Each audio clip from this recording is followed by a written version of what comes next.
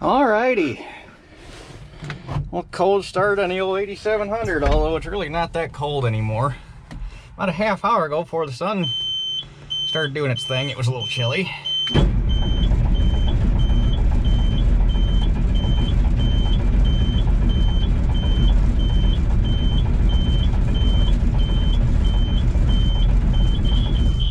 Ooh. She is not happy. Perkins things.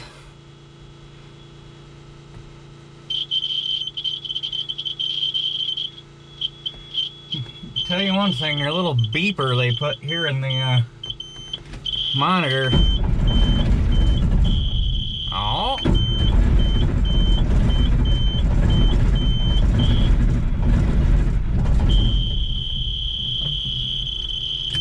Their little beeper they put in the monitor is really damn annoying, so it's doing its job.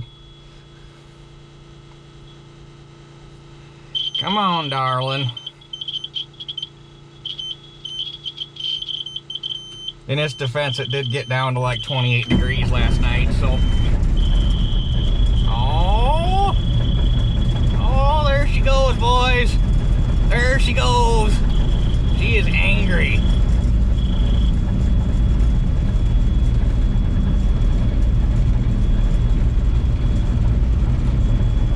Come on, pick up on all of them. There, I think she's going. Oh, she's going. Well, kinda. There's still a little bit of a miss.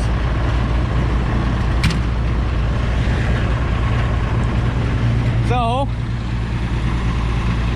back to this thing today. I was initially hoping it was going to be done by tomorrow, but Dad had to work yesterday. Well, he worked at the house, but he had to rebuild a big excavator. Actually, it might have been a backhoe cylinder. It's an excavator or a backhoe cylinder he had to do yesterday. It turned into a chore, so he worked on that all day. And I ended up, if you recall, there used to be a fence row there, or a tree line there, and now you can see that big pile of crap. Well, I took out that whole tree line back there. I was thinking I was gonna film that, but I went back there with the Mini because it's probably been 7 years since I've been in an excavator. So before I started filming, I wanted to actually get used to them controls again. And next thing I know, 3 hours later, all the trees were gone, and it's like, well, shit. Guess I should have brought the camera with me. So took that fence line out yesterday. But anyhow, Dad's got another little cylinder to work on this morning, and hopefully another couple hours he'll be done. We can get to work on this, because that grain tank is a two-man job. You need one guy on the inside and one guy on the outside. There just ain't no other way to do it. So, but this is Saturday. I'll have tomorrow, but I've also got to go back to work tomorrow night, so I got to have shit cleaned up fairly early. Plus it's getting dark at 5:30 now, so you got that to contend with. But by next weekend, it's going to be done one way or the other. If we can get all the major shit done on it between today and tomorrow, which I gotta believe another 4 hours of work, we'll have that grain tank licked, because that's about all longer it took to do the back half. But yeah, next weekend, one way or another, it's going to be done. So hopefully, there's still a slight chance for tomorrow, but I doubt it. But anyway, the first part of this video you're gonna see is from shit. I think last time we worked on this, other than I got video of changing the oil and I did some other odds and ends, I think last time we actually physically worked on the rollover damage was back in August, if I remember right. I think it was back before we started shelling corn at work. So the first little bit of this video is going to be from then, which I honestly don't remember how much video I recorded and what all I said and what all we did. So this video might get a little long, and I apologize. And also, the first part of this video is going to be from the old GoPro, so it's going to look different. That tells you how long ago it's been, because we made quite a few videos with the new Hero 7 here. So yeah, basically the first part of this video is going to be from pretty sure August, and then once you get through watching that, you'll pick up with what we're going to start on this afternoon, and the rest of this video will probably be up tonight because it's probably going to end up really damn long. So anyhow, I'm going to let this warm up for a minute because she was a little angry about firing up this morning, and I'm going to move it down in front of the shop and get everything set up, and whenever Dad gets done, we'll start rolling on it. So finally back at her. Well, back on the combine today. Wish the whole thing looked as good as it did from this side. It looks majestic as fuck from this side. One thing, the more I sit in it and drive it around, the more this combine's gonna spoil the hell out of me. One thing I really, really like about this that they did is when that turret auger swings all the way out, the boot on the auger is right in line with the door. That thing swings all the way around so you can look right straight out the side of the cab and see where you're dumping into. That, it doesn't sound like a lot, but that little bit makes it makes life so much nicer. So yeah, the one thing I think I'm gonna do on it though is come back a little bit from the edge of the outlet and weld another tab on it so that I can make a full round boot for it, so that it's easier, so that I got more direction on the corn, because being up that high makes it a little interesting hitting the cart, because the auger on Jake 7800 comes out about that high, and that's quite a jump from there to the cart. So if you got a more solid stream, instead of making it fan like it does when you just got a horseshoe boot on the end, it makes life easier. So several things have happened over this past week since you saw this thing last. Firstly, last Sunday I got the axle widened out on it as far as it'll go, which it looks a lot better that way, and it's going to give me more clearance for my different tires that I want to run. It's got 16.5/16 ones on it, and I'm going to do some looking and see what I got for options for bar tread tires that'll fit those rims. And if not, I've got some, oh, what are they, 12 by 24? I think they're 12 by 24 8-bolt combine rims that were on Morley's 525 when they first bought it, and then they went to 26s. So those rims will fit on here, and it should be fairly easy to find some bar tread tires to go on those. But those are my two. Bar tread 16 ones are probably going to be a little salty. So the 24s are probably going to be my better option, but I'm going to look and see what options I have for these rims. Because these diamond tires look cool on here and all. They give it that Wheatland country look, but in the corn belt where we got to deal with mud, those are useless as tits on a board because they won't spin. And when your rear tires don't spin, you're gonna have a bad day.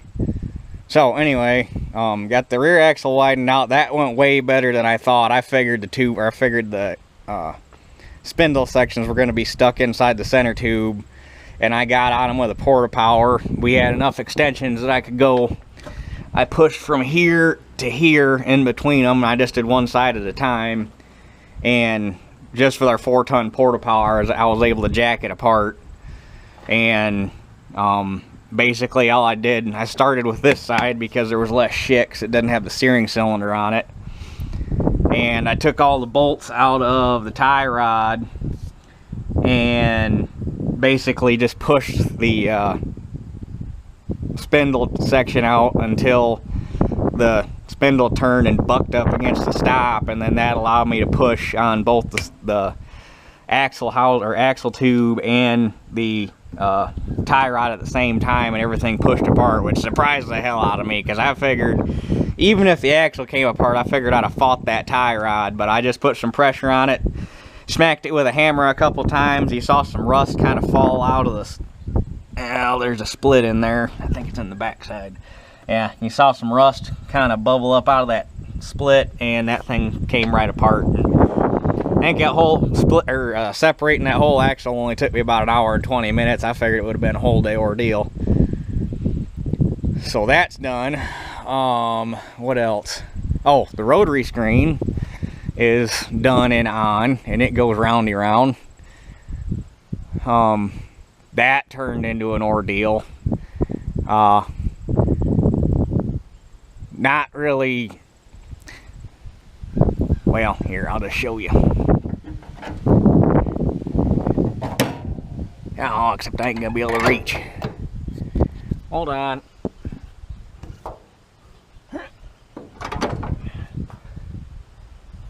So, basically what happened was I got it on here, and the damn screen was dragging on this this lip, and it was doing it right over in this area. Well, what had happened is apparently when that screen got smacked that put the doink in it that tore it, it had also tweaked this this cutoff boot that they got in here, and it had pulled it out and basically made it go like that. And just looking at it, you could not tell that it was bent. It took me 3 hours to figure out what all was bent on this thing. So basically I ended up taking that out, and I saw, once I had it out and could lay it flat on a bench and look at it, you could see where that lip had pulled away from this sheet metal right here. So I took a chisel down in that radius and got that beat back out flat, and basically just spent some time dollying this radius back out with a hammer, and had to get the had to do some tweaking where the bearings mount. There's gonna be some wind noise in this video, I'm sorry. It sucks for you guys, but it's great for me because it's nice and cool out today. Last weekend was a scorcher. But anyway, I had to do some tweaking there. Had the bearings on and off 3 times, trying to figure out what all was bent and where everything needed to be. Got all that set, got it put back on, and it worked great. So that's done.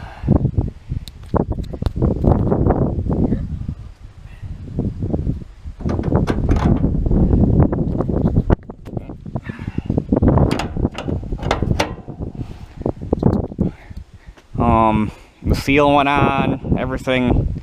The only thing, apparently, that little idler pulley they got in there, I think I showed it in one of the videos. When I gave them the part number, they said, yeah, we got them on the shelf. Apparently, that part number does not cross to the same thing anymore, because it's supposed to be like it's supposed to be a 2-inch, 3/8 integral ball bearing, just tin sheet metal idler pulley. That's what it crosses to. That's definitely a roller chain idler for something, but that's what they sent me. So luckily the pulley that was on the original screen for that had been replaced at some point, and the bearings in it were still good, so I just put the original pulley back in it and it'll be fine. It's nothing hard to change. If something does go wrong with it either, you just pull that sheet metal cover off that holds the belt back in there and you're good. But so there's that. And then the other thing that I got done, well, it's not, well, I made that angle iron that goes up in the saddle of the tank where the elevator goes up and hooks to. I just made a new one of those, so that's that. Tell you what, I'm really impressed with this Agco paint, spray can paint. That stuff lays down really nice, and it's got a nice shine to it. Although I think their white combine red looks an awful lot like Massey Ferguson red now. But either way, then the other thing I did was I got the elevator tube switched over. I had to, apparently at some point they had ripped the boot door off, so I had to spot weld, or I just plug welded that back on, because they had it bolted. I thought it was odd that they had bolts going through right where the paddles come through and rub on the housing, and I thought that was weird, and then I looked at the one I took off of it, and it's like, oh, that's supposed to be welded on. So I got that done.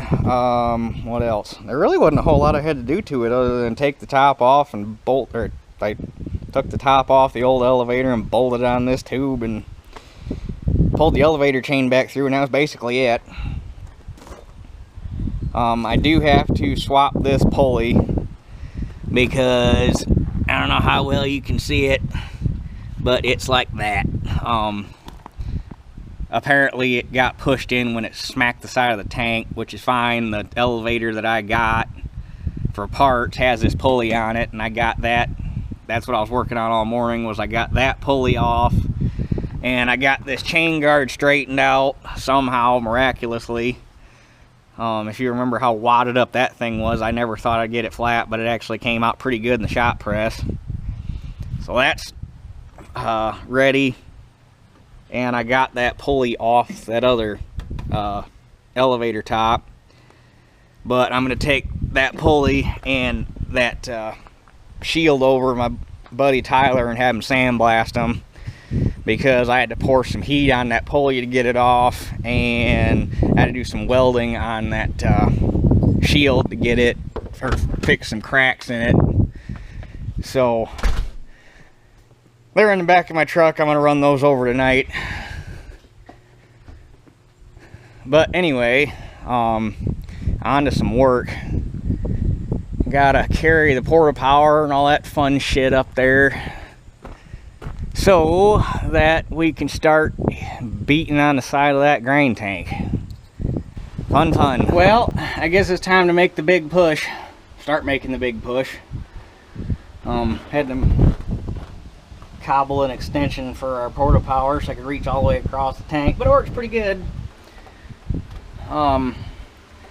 I've been sitting here kind of looking at it for the last 15 minutes before I started actually moving any steel. And I think what I'm going to do is I'm going to get it roughed in, just pushing on it with a porta power. And then I'm going to get some cardboard and probably go on the other side where the corner's still, or where it's still not screwed up, and trace out this profile and possibly trace out this top profile and cut me out a couple wood blocks out of 4x4 that have that profile in it that I could throw in here where the tank is screwed up, push on it with a porta power, and then get some tension on it, not actually try to move it, just push on it, get tension on it. And Dad bought a couple of bodywork heads for our air hammer, so if I get that block in there so that I got the profile, I can put pressure on there with the porta power to back it up, and then work it from the outside with the air hammer to try to smooth it back out. So that's kind of the plan I got in my head. We'll see how it works, but I guess nothing to do but start pushing. There's no good real way to approach this, so I figured I'd just start in the back and work my way forward and see how things go. Unfortunately, the best way to do this would be to work in the opposite way that it crunched, and then you'd stretch the steel the right, or all the steel would try to go the same way it did when it got hit. Well, good luck copying that. So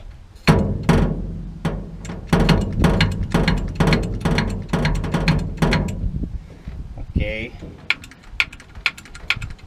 There we go. I shouldn't push all that. Oh yeah, she's moving.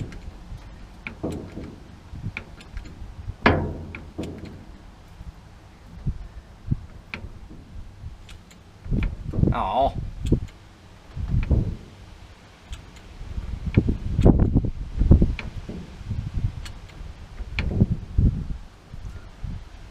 My damn extension's tweaking. I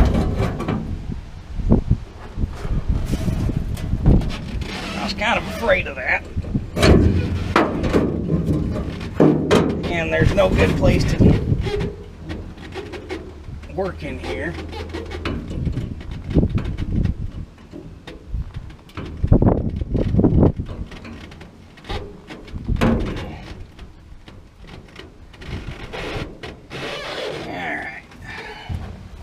Alright, I've been playing around here a little bit. I ended up going and getting the ball peen hammer. So if I put pressure on it and I kind of smack it around the power porta power head, it'll move.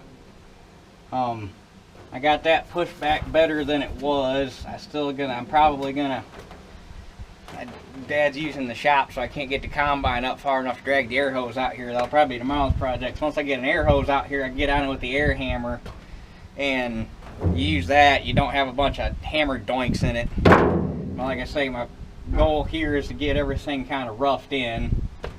I'm gonna have to get a crescent wrench and get on this corner of this angle iron and pull that up because it's bent down. But I'm probably have to do that before I can do much with this corner because this is pushed out. And I gotta get over on this side of this gusset, I think. This whole corner is so mashed, it's hard to tell exactly where you need to push. And I need to do some beefing on the frame I made for pushing off of because I kind of pulled a screw out of it already.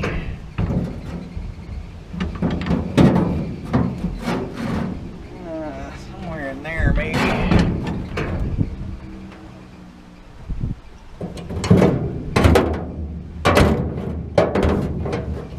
I think this corner is going to be the hardest part because it's got the most distortion going on.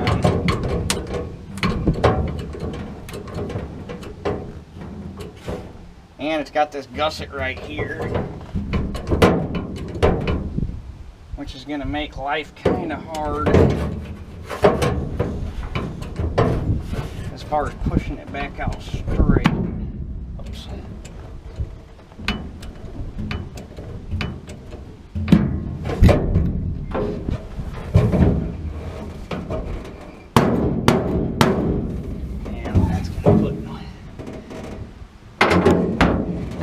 That air hammer with that blanishing head on it, or planishing head. And I'm gonna have to make some backup blocks, I think.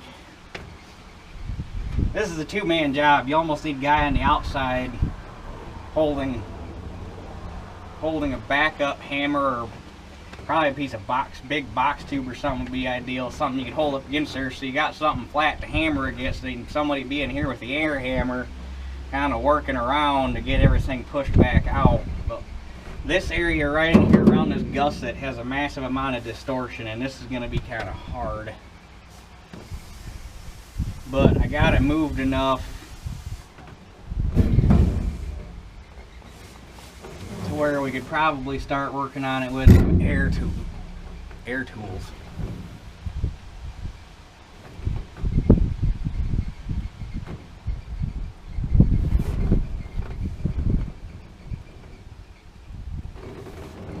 I guess move forward a little bit, see if I can do any more damage. Well, unfortunately, it looks like this might be all the further I can get today.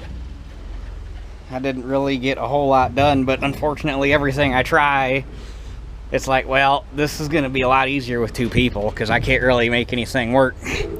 without having somebody on the outside. I did manage to start dollying this corner out though, but even that kind of basically led into another issue. It looks like in order to get this whole box straightened out, the first thing I'm gonna have to do is come back in here and get this welded back together, and then get this welded back together and get the ends square so that we got something solid to rack against and make everything work. And I guess even before I do that, I think I might have to push that dent out, but that's probably going to require somebody on the outside being a spotter. So,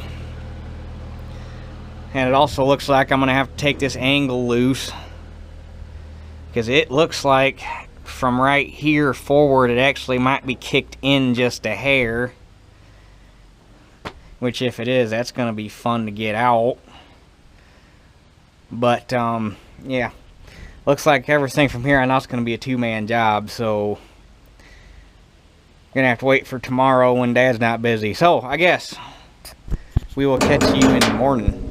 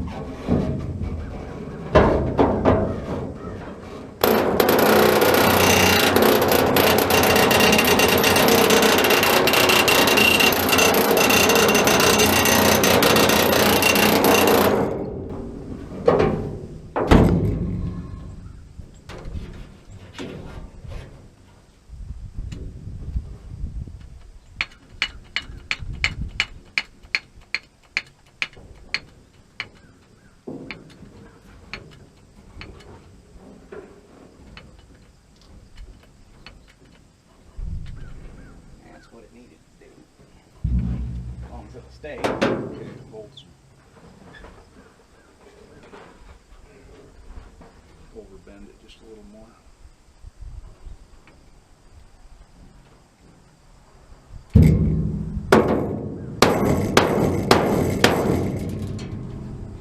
Try that. Hit down right there.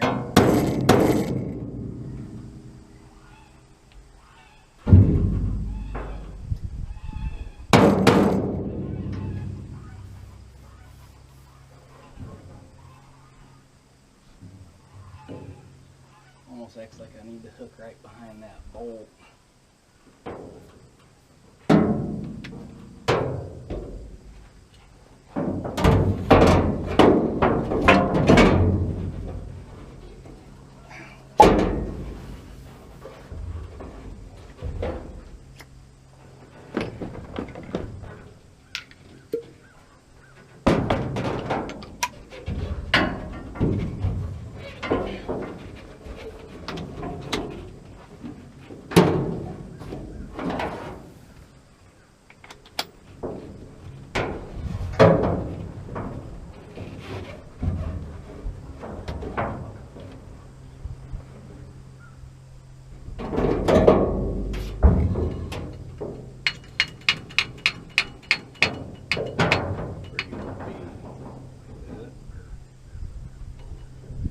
Thinking right there, that way it can't move.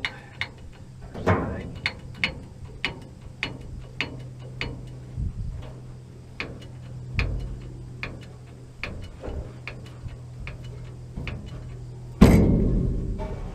That did something.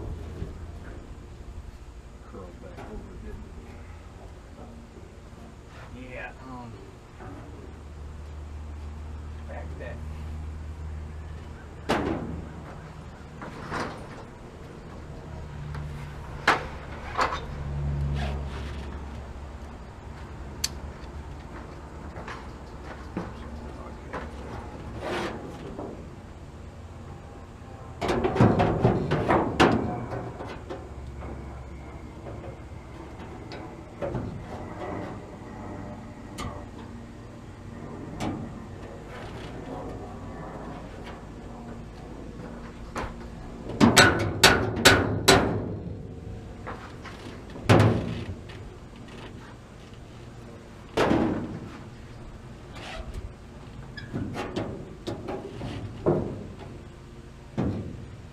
me see if I can hit right here.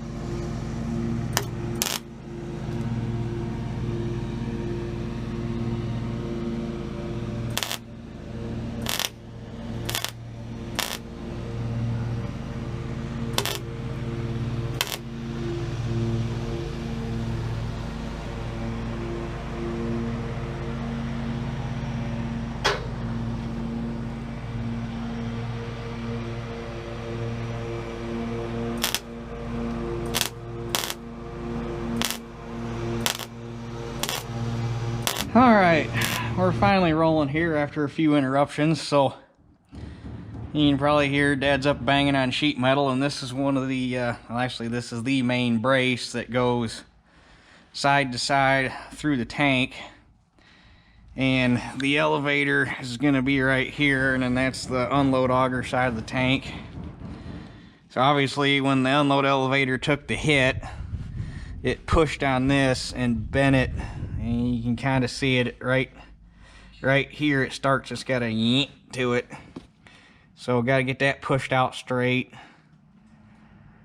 And when I pulled it out, the whole tank relaxed. All the holes, either in this or in what this bolts to, are slotted, so it must have took all the bolts and pushed everything up tight. And when I took this out, the whole grain tank relaxed, so hopefully that helps some stuff come back out straight. But anyway, got to get that pushed back out, and unfortunately probably ain't gonna be able to do a whole lot of welding today because the breeze keeps kicking up. So gonna get as much straight as we can, hopefully do some welding tomorrow maybe.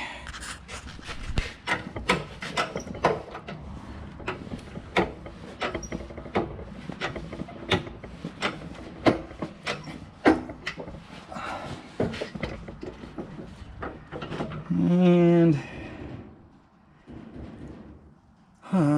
shit, really need to be able to overbend the damn thing so it'll stay, but that's a start.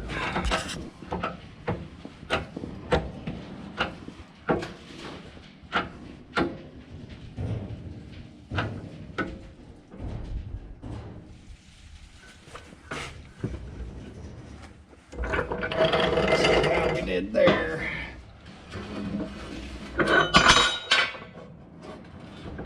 Well, shit, that was a little too far.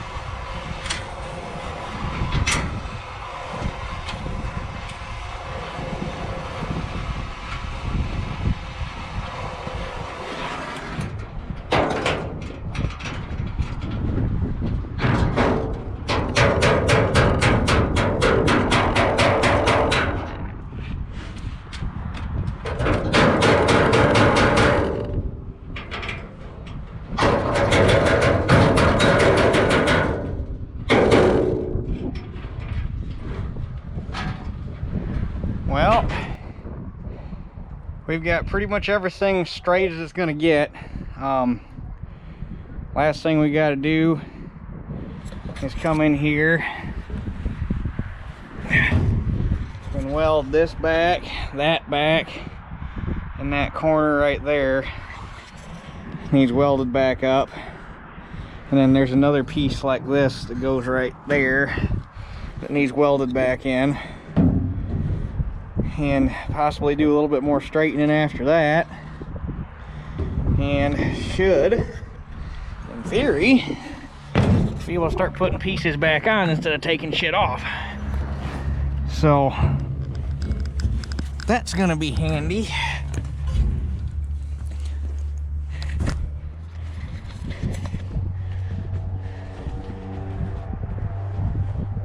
So yeah, got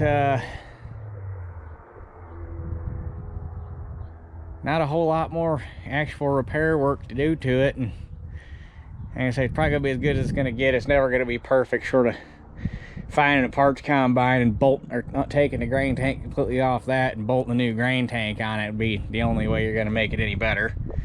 So, but in the end, it's a work machine, not a showpiece, so it's all part of the story. But anyway, we're gonna cut this one off here, and we'll start another one tomorrow. So that's it for this one. We'll catch you all on the next one.